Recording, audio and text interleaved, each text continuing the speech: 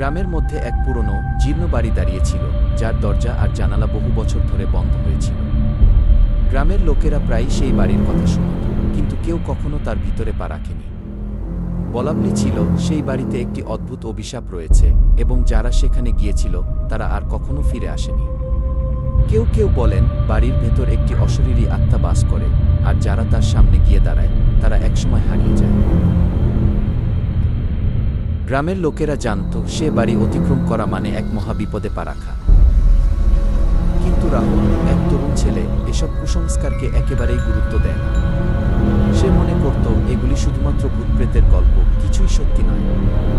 রাহুল ছিল সাহসী এবং সে সিদ্ধান্ত নেয় যে সে ওই বাড়ি দেখতে যাবে। সে জানত এসব কিছুই ভ্রমণা ছাড়া কিছু নয়।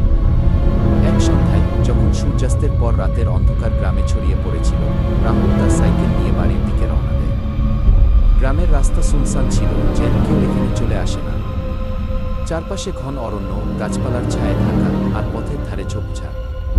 রাস্তার এক পাশে পুরনো ইটের পাকা বাড়ির চিহ্ন দেখা যায়, আর দূরের কোনো এক স্থান থেকে বিকট হাওয়ার শব্দ আসছিল। রাহুল দ্রুত তার সাইকেল চালিয়ে চলে যায়। কিছুক্ষণের মধ্যে সে সেই পুরনো বাড়ির কাছে পৌঁছায়। বাড়িটি ছিল একদম নীরব, অবিকল এক অভিশপ্ত স্থানে পরিণত হয়েছে।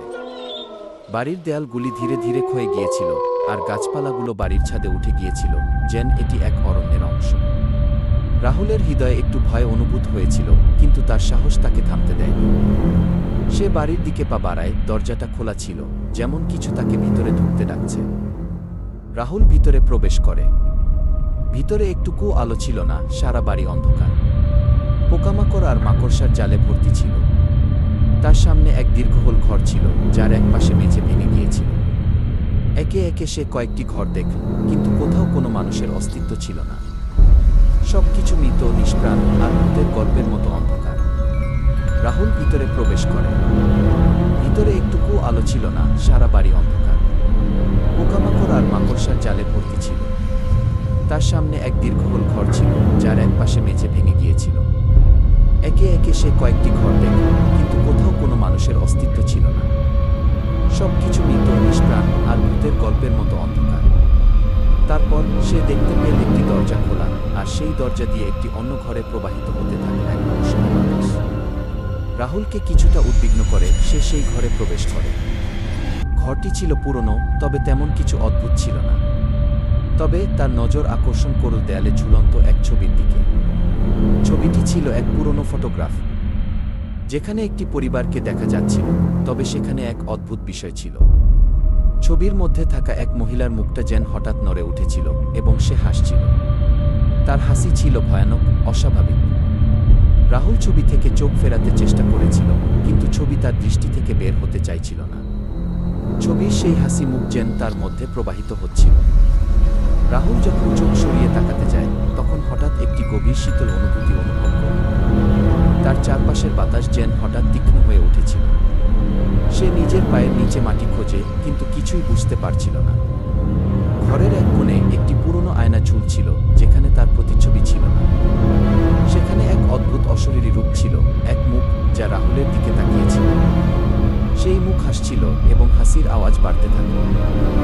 সেই মুহূর্তে রাহুলের সামনে একটি সাদা কাপড়ে ঢাকা এক মৃতদেহ উত্থিত।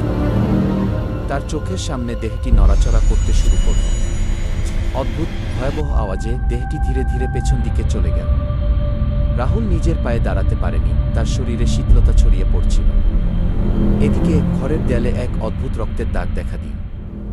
সেসব দাগে লেখা ছিল, যারা এখানে আসে তারা আর ফিরে যায় না। রাহুল চিৎকার করে উঠতে চাইল, কিন্তু তার কণ্ঠ নিঃশব্দ হয়ে গেল। সবকিছু তলিয়ে গেল। তার চোখ মুদে যাওয়ার আগেই ঘরটি অন্ধকার হয়ে উঠল, আর সেই হাসি মুখটা ধীরে ধীরে তাকে ঘিরে ধরল। ভোরের আলো ফুটতে না ফুটতেই গ্রামের মানুষরা পুরনো বাড়ির সামনে এসে দেখল রাহুলের সাইকেল পড়ে আছে, কিন্তু কোথাও তার কোনো চিহ্ন ছিল না। গ্রামের লোকেরা জানত না সে কোথায় গেল। তবে এক সপ্তাহ পরে আবার কেউ কেউ পুরনো বাড়ির কাছে যাওয়ার পর আবার সে হাসি শুনতে পায়। বাড়ির অন্ধকারে রাহুলের মতো আরও অনেকে হারিয়ে গেছে। তাদের কথা এখন শুধুই গ্রামবাসীদের ভয়ের মধ্যে বেঁচে থাকে।